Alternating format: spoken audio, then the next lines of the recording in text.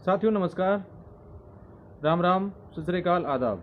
साथियों आप अच्छे होंगे, ठीक होंगे, भगवान से कामना करते हैं, दुआ करते हैं आप जहाँ भी रहें स्वस्थ रहें, अच्छे रहें, आपके काम में दिन दुगनी रात चुगनी उन्नति हो। परम पिता परमेश्वर से हमारी यही कामना है। साथियों हमने काफ़ी होम गार्डन जो हमारे बीच में है, जो छत पर फार्मिंग करते हैं या छोटा गार्डन में फार्मिंग करते हैं या नीचे लॉबी में फार्मिंग करते हैं, जो भी फार्मर नहीं है वो होम गार्डनिंग का काम करते हैं, यानी थोड़े एरिया में वेजिटेबल लगाना इत्यादि का उपयोग वो करते हैं। और उसमें वो मुख्य रूप से सभी चीज़ें लगाते हैं, जैसे फूल वाली भी लगाते हैं। काफ़ी चीज़ देख रही है कि उन्होंने सभी प्रकार के फूल भी लगाए हुए हैं और बेल वाली सब्जियां भी लगाई हुई है, फ्रूट के कुछ पौधे भी लगाए हुए हैं। तो वहाँ पर एक दिक्कत अमूमन आती है और वो सभी को आती है। वो दिक्कत क्या आती है? एक सफ़ेद सफ़ेद चिपचिपा एक पाउडर जैसा आपको नज़र आएगा। उसके ऊपर आप देखेंगे पाउडर जैसा सफ़ेद चिपचिपा पूरे प्लांट के ऊपर नज़र आएगा आपको। वो क्या करता है? एक तो प्लांट की ग्रोथ रोक देता है, प्लांट की ग्रोथ नहीं होती है। दूसरा, उसके ऊपर इतने कीट आ जाते हैं, सबसे ज़्यादा जिसे हम मकोड़ा बोलते हैं, यानी वो चींटी जिसे बोलते हैं, वो आ जाता है उसको खाने के लिए। और उसकी वजह से दिक्कत हमारे सामने क्या आती है? एक तो चींटियों का प्रकोप हो जाता है, वो भी पौधे को काटना स्टार्ट कर देते हैं, और कोमल होता है उसको तो काटते ही काटते हैं।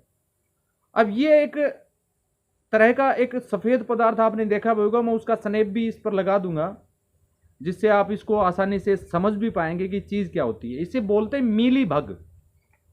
और मीली बग के लिए काफ़ी साथियों ने तरह तरह के उपचार उसमें करते हैं, लेकिन वो फिर दोबारा आ जाता है।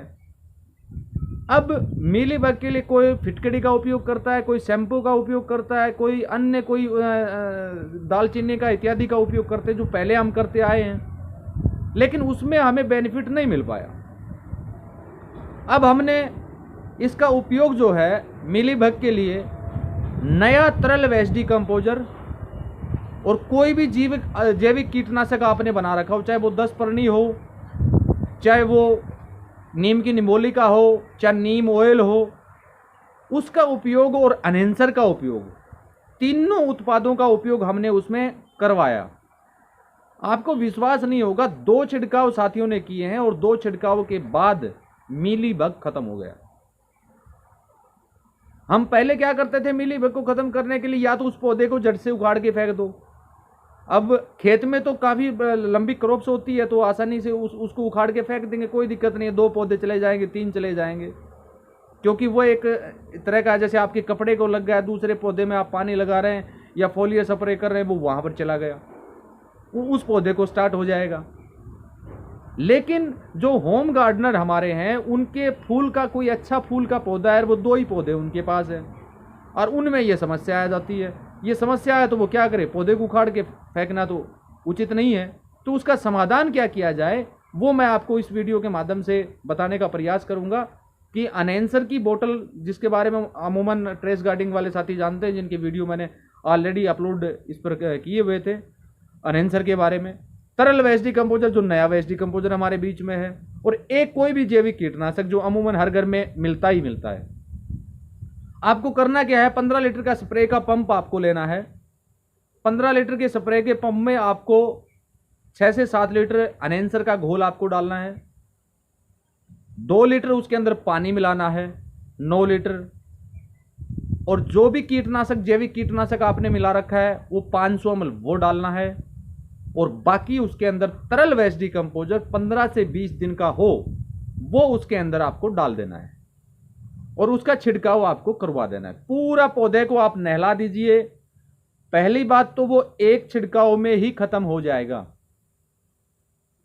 आप देखेंगे 24 से 48 घंटे के बाद तो वो या तो पहले छिड़काव से ही खत्म हो जाएगा, अन्यथा दूसरा छिड़काव आप 10 दिन या 12 दिन के अंतराल से फिर करवा दीजिए, वो बिल्कुल कभी नहीं आएगा। क्योंकि एनहेंसर हमारे बीच में जो उत्पाद है, मैं तो होम गार्डनर जो भी साथी हमारे हैं उनको कहूंगा कि वो एक एक बोतल अपने घर अवश्य रखें, चाहे वो मेरे से मंगाएं, चाहे हमारे किसान समूह है उससे मंगाएं। तो एक बोतल आप अवश्य रखें, उसका घोल आप तैयार करें आवश्यकता के अनुसार। जैसे आपको 10 लीटर की आवश्यकता है तो 10 लीटर बनाइए, 5 लीटर की आवश्यकता है तो 5 लीटर बनाइए, उसके अनुसार 100 लीटर में 1 बोतल लगता है, उसके अनुसार उसका अनुपात आप बना लीजिए।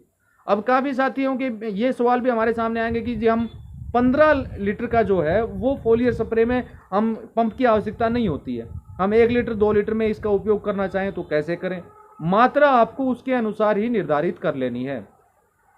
यानी हमने यहाँ पर 7 लीटर जो एनहेंसर का घोल लिया है वो आप 1 लीटर के अनुसार आप मल्टीप्लाई कर लीजिए। जैसे 1 लीटर में 100 ml अगर काउंट करें हम तो 1 लीटर के अंदर कितना ml बनता है, 1000 ml बनता है।